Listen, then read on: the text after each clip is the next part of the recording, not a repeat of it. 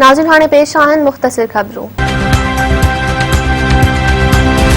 ओस्मान शाहड़ी में टंडो अलहयार वासी आबादगार एहतजाज कंदे बासर ते ज़मीन ते कब्ज़ो करण जो इल्ज़ाम हयो। नबील मीरजत मुखालिफ अली रज़ा मीरजत खिलाफ़ एहतजाज कंदे इख्तियारनि के नोटिस वठी इंसाफ़ ॾियारण जी अपील कई।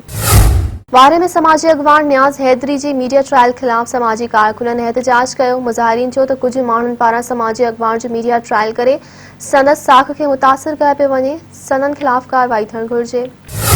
बोस्तार वडा में मक़तूल अल्लाह वधायो साखाणी चांडियो जे वारसनि वटि मेड़ मिंथ काफ़िलो पहुची वियो। धुरनि ठाह लाइ कुछ वक़्तु घुरी वरितो। आल पाकिस्तान चांडिया सुप्रीम काउंसिल पारां ग़ुलाम कादिर चांडियो, रियाज़ चांडियो, अलाही बख्श, इमदाद चांडियो ऐं अब्दुल रज़ाक चांडियो मेड़ करे धुरनि वटि पहुता। ॿिन्ही धुरनि ठाह ते राज़पो ॾेखारींदे सलाह मशवरे लाइ मोहलत घुरी वरिती। चंबड़ में मीराखोरी शाख जे पुछड़ी जे आबादगारनि पाणी खोट खिलाफ़ सख़्त एहतजाज कयो। आबादगारनि जो चवणु हुयो त पाणी न मिलण करे फसल न पिया काहियूं, ज़मीनूं बंजर थी वयूं आहिनि, फ़ौरन पाणी मुहैया कयो वञे।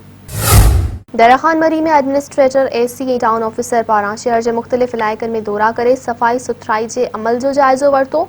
अमलदारनि शहर जे मेन बाज़ार, बस स्टॉप, शहीद बशीर खान चौक ऐं मेन रोड ते इंक्रोचमेंट हुजण ते कावड़ जो इज़हार कंदे अमले खे जल्द हद दख़लियूं हटाइण जी हिदायत कई। कंडियारो जी अस्पताल में औरत 3 ॿारनि खे जनमु ॾिनो। 3 ॿार सिहतमंद करार ॾिना विया। खांगी सेंटर ते ओकरी चौधरी वासण बेगम ज़ाल ग़ुलाम मुर्तज़ा शर 2 पुटनि ऐं 1 न्याणी खे जनमु ॾिनो। मीरभा गुरचाणी वेझो 2 गाड़ियुनि में टक्कर थियण सबबि 5 ॼणा सख़्त ज़ख़्मी थी पिया, अस्पताल मुंतक़िल। हादसे में डीपलो वासी 3 नौजवाननि समेत 5 ॼणा ज़ख़्मी थी पिया, जिन खे मिप्पो ख़ास अस्पताल आंदो वियो, जिते डॉक्टरनि पारां हयाती बचाइण जूं कोशिशूं कयूं पियूं वञनि।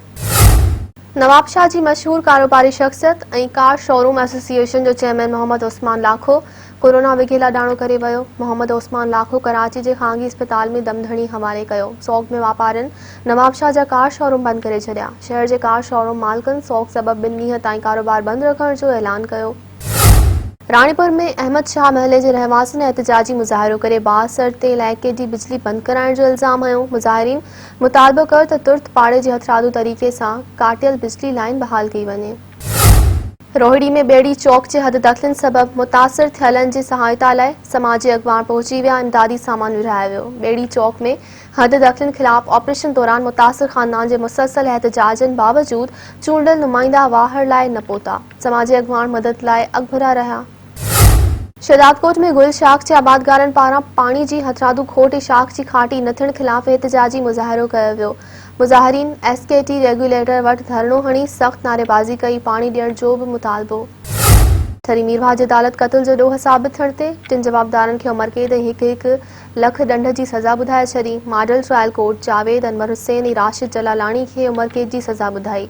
ॼाणल जवाबदारनि नारी आबदा जलालाणी खे क़त्ल कयो हो, जंहिं जो ठरी मीरभा थाणे ते केस दाख़िल कयो वियो हो।